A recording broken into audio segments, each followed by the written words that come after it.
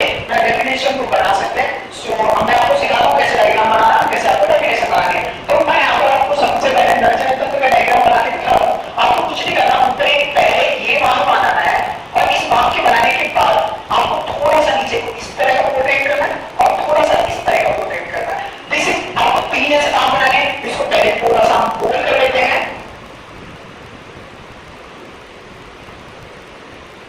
इसको मैंने गोल कर दिया। अब आपको ये देखना है बिल्कुल ये सेंटर पे होना चाहिए। हमने सेंटर पे करने के बाद यहाँ से यूनिट है, ये हमारी मूत्र वाहिनी को नीचे गिराएंगे, वो जो मूत्र वाहिनी है उसको हम यहाँ से थोड़ा सा ऐसे करने की कोशिश करेंगे।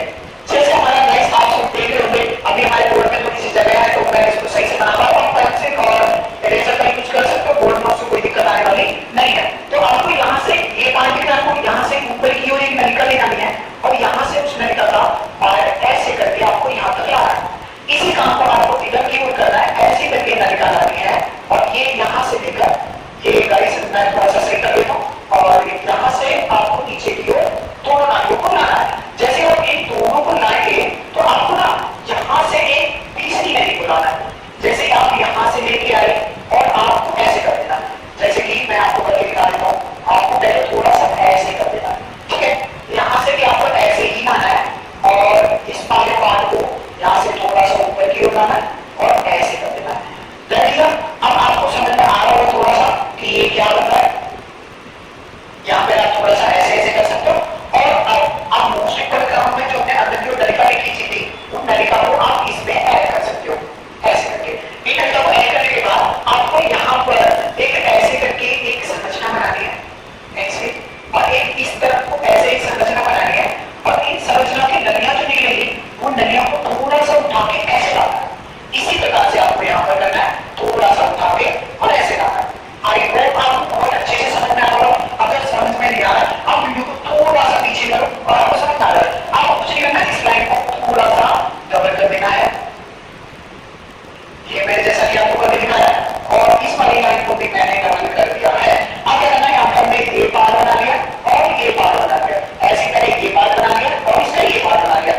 अब ऐसे नहीं है। अब आपको इंपोर्टेंट काम करना है फिगर्स में। आउटवर्ड डायग्राम्स में ये दिखाना है कि कौन सा पार्ट क्या है, उनके नाम को मेंशन करना है। सो नाम्स को मेंशन इंपोर्टेंट, बहुत ज्यादा इंपोर्टेंट नहीं, लेकिन आपको अगर समझ में आ रहा है तो बहुत अच्छी बात है। ये आपको पार्ट दिख रहा है, ये पार्ट है अधिवृषण। क्या पार्ट है बच्चों? अधिवृषण पार्ट है। और ये जो पार्ट है वो है वृषण पार्ट। और अब ये जो पार्ट है इसे कहते हैं हम शुक्रवाहिनी। और जो आगे पार्ट सब पढ़ेंगे, ये वाला जो पार्ट है, ये वाला पार्ट है शुक्राशय और ये वाला पार्ट है वो मूत्र वाहिनी है, मूत्र वाहिनी। और ये वाला जो पार्ट है वो मूत्र नलिका पार्ट है। ये वाली जो नलिका है उसे हम कहते हैं मूत्र नलिका, ठीक है भाई। अब मानव के अंदर मेंस और वुमेन्स को अलग अलग बांटा गया। इसी प्रकार से मानव यानी कि मेंस में 3 सहायक जनन ग्रंथियां होती हैं और वुमेन्स में 2 सहायक जनन ग्रंथियां होती हैं। तो यहाँ पे आपको यहाँ पर 3 जो सहायक जनन ग्रंथियां होती हैं, एक तो शुक्राशय हो गई और दूसरी होती है प्रोस्टेट ग्रंथि, प्रोस्टेट ग्रंथि। और जो तीसरी ग्रंथि होती है वो ये वाली ग्रंथि होती है, इसे कहते हैं हम काउपर ग्रंथि। क्या कहते हैं सपाटियों? काउपर ग्रंथि। आई थिंक आपको नाम में ज्यादा तो दिक्कत नहीं आएगी। ये वाला पार्ट है, हम इसको सेशन कह देते हैं। अब हमारा जो इंपॉर्टेंस इतना ही है और आई थिंक बहुत ज्यादा नाम इतने बहुत हो जाते हैं, तो आपको इतना ही बनाना, बोर्ड के एग्जाम में भी इतनी चीजें मेंशन करनी है। अब बात आती है कि चलो मैंने चित्र बना लिया, अब इसको हम लिखेंगे कैसे बोर्ड के एग्जाम में 5 नंबर में पूछा जाता है, तो हमको इस चित्र में 5 नंबर तो नहीं मिलने वाले हैं। दैट्स योर राइट, आपको 5 नंबर इसमें नहीं मिलने वाले हैं, आपको इसमें लिखना भी पड़ेगा। तो इसमें क्या लिखना पड़ेगा वो मैं आपको बताता हूँ। जैसे कि हमने थोड़ा प्रेशर के बारे में डिस्क्राइब करेंगे। तो प्रेशर क्या होता है? यू थिंक एक मैन जो प्रश्न है वो लिख सकते हैं प्रश्न में कि कौन सा ही भाग है, कैसा भाग है, अंडाकार भाग है, और इसका जो आकार होता है वो अंडाकार होता है, और इसका जो कलर होता है वो गुलाबी कलर होता है। यानी कि प्रत्येक मनुष्य में अंडाकार दो। अब हम इसको डिस्क्राइब कैसे करेंगे वो बताता हूँ। अब मान के चलो यहाँ पर पहला मैं एक प्रश्न कोश होता है, वो प्रश्न कोश के बारे में आप देख सकते हो जिसके अंदर प्रश्न उपस्थित होते हैं।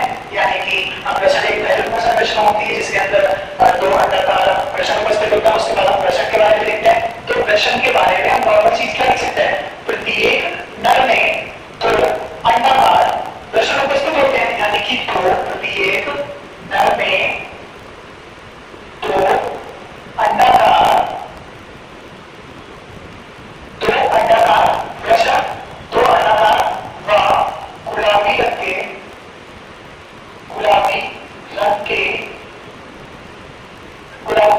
प्रत्येक नर में दो अंडाकार और गुलाबी रंग के प्रश्न उपस्थित होते हैं।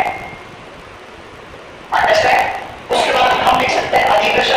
तो अधिप्रश्न इससे भी ज्यादा इजी टॉपिक होता है, बिकॉज अधिप्रश्न से आपको क्या लिखना है, यहां से अधिप्रश्न क्या कर रहा है, उत्तर की ओर नहीं करेगी जाना। ये देखो यहां से अधिप्रश्न है, इसका उत्तर की ओर यहां से नहीं कर जानी। तो जब हमारे शुक्राणुओं का निर्माण तो यहां होता है प्रश्न के अंदर, बट शुक्राणु तो बनते रहते हैं, शुक्राणु की बनने की प्रक्रिया भी रुकती है ना, तो शुक्राणु बन जाएंगे, उसके बाद शुक्राणु को स्टोर कौन करेगा, तो स्टोर करता है ये क्या, अधिप्रश्न शुक्राणु को स्टोर करके रखता है, और ये शुक्रवाहिनी में जाने के लिए उनको मार्ग भी प्रदान करता है। क्या कर रहा है, यहाँ पर एंटर हुए और यहीं से ये शुक्रवाहिनी को कब जाएंगे, मैट्रिक क्रिया के दौरान। जब मैट्रिक क्रिया होगी तो यहाँ से शुक्राणु जब इसमें होंगे तो एक से ऊपर हो जाएंगे। ठीक है। अब जब शुक्राणु यहाँ से यहाँ तक आ सकते हैं तो हम यहाँ पर लिख सकते हैं अधिप्रश्न शुक्राणु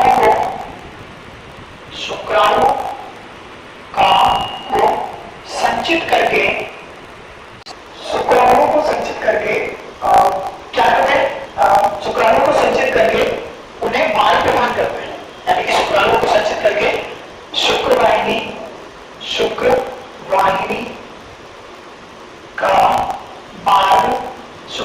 का मार्ग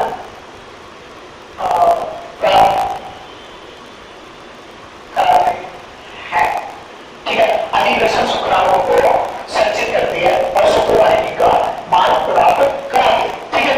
शुक्रवाहिनी को मतलब अधिप्रश्न शुक्राणु को संचित करके शुक्रवाहिनी का मार्ग प्राप्त कराती है। आपको इतना समझ में आ गया प्रश्न के बारे में और अधिप्रश्न के बारे में। अब हम शुक्रवाहिनी के बारे में क्या कह रहे हैं, तो शुक्रवाहिनी में ऐसे ही कुछ जो आपको याद करने की जरूरत नहीं पड़ेगी बिल्कुल भी। आपको क्या लगता है, यहाँ से शुक्राणु ऊपर की वजह होते हैं तो एक लंबी नलिका होती है जो शुक्राणुओं को, यह एक लंबी नलिका होती है जो शुक्राणुओं को अधिप्रश्न